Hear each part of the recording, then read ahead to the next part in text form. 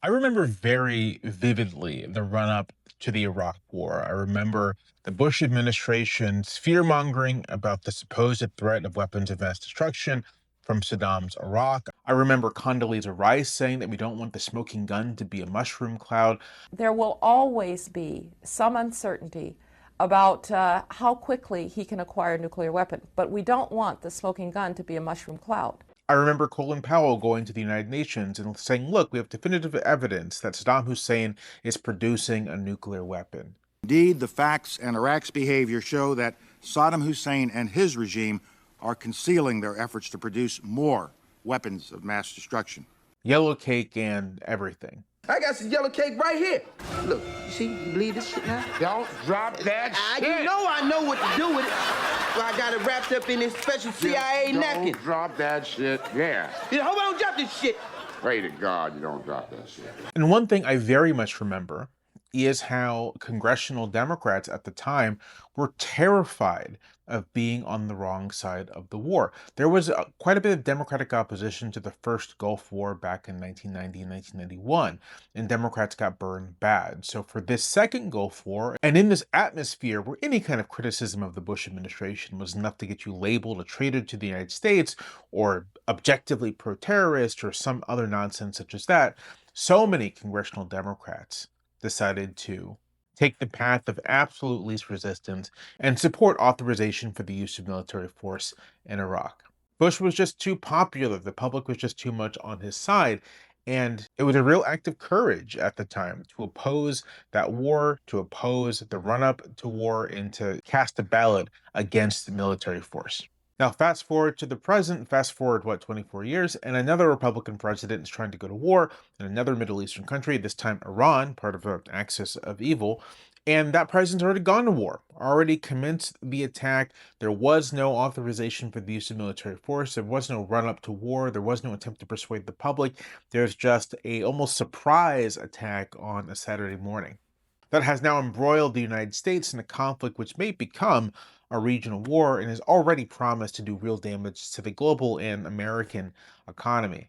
To say nothing of the thousands of Iranians who have been killed in the conflict thus far. The manner in which the war is taking place, the public's general war weariness, has meant that this is already a strikingly unpopular conflict, with public support almost coming exclusively from Republican voters. Republicans have the majority in Congress, and although they have not passed any kind of authorization for military force, they do want to continue funding the conflict. They were already rejected an attempt to invoke the War Powers Act, and what's coming up is a bill to continue funding the conflict. The administration has asked for another $50 billion.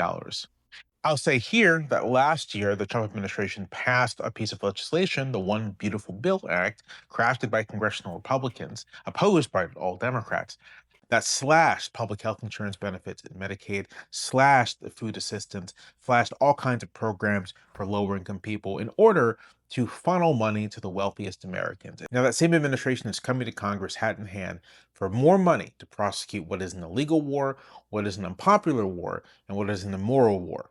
And Democrats, not sure if they're going to support the funding bill. House Minority Leader Hakeem Jeffries has not committed to whether he is going to push Democrats to oppose this new funding bill. And Chuck Schumer in the Senate has not committed to whether or not Democrats are going to try to block the funding bill in the Senate. I'm not often into giving political advice, but this is a place where I think that political advice is incredibly obvious. Incredibly obvious. And that is, you oppose the funding. This is not 2002. This is not 2003. This is not a case where the public is on board for a war. This is not a case where the administration has been able to successfully cultivate an atmosphere where opposition to its plans is treated as opposition to the country itself. No, the public doesn't like this war. This war is fracturing the Republican coalition. Not only is there no real political cost in opposing it, but there's quite likely a great political benefit in opposing it, in demonstrating to the public, as the Democratic Party, that you really do mean to curb and restrain and shackle this administration. It's not for nothing that Republican lawmakers themselves are trying to avoid even calling it a war. They understand how unpopular this is, and they're trying to work around it. We are not at war. We have no intention of being at war. And while some Democrats with a acute case of Congress brain might think that there is some value in strategic ambiguity here and not quite saying what you want to do, I think that's wrong. It's difficult to get messages to the public. It's difficult to get those messages to stick. And so if you want to get a message to stick, you have to say it often. You have to repeat it all the time. This is what Mamdani grasped correctly. This is what Trump grasped correctly in his first run for the White House. Build the wall. A simple slogan, easy to grasp. And Democrats have an easy slogan. End the war. It's very simple. Vote for us, and we'll end this war. And for now, at the very least, we'll oppose any funding that puts additional Americans in danger. It's simple. Now, obviously, there are some Democrats in Congress who are probably in favor of this conflict, but most actually aren't. When you look at the votes taken thus far, most Democrats oppose this. Most Democratic voters oppose this. This isn't the case of a party that is secretly in favor of the conflict. What it is a party that is deeply risk averse, deeply afraid of causing controversy, deeply afraid of instigating political conflict. It is a mindset that hasn't quite grasped that the currency of the realm in this era is actually the ability to generate political conflict, the ability to generate controversy, the ability to make a splash and then take command of the narrative having made that splash. So, yeah, the smart thing to do, the obvious thing to do, is not just to oppose the war, but to oppose the funding. Let the administration have to defend its conduct.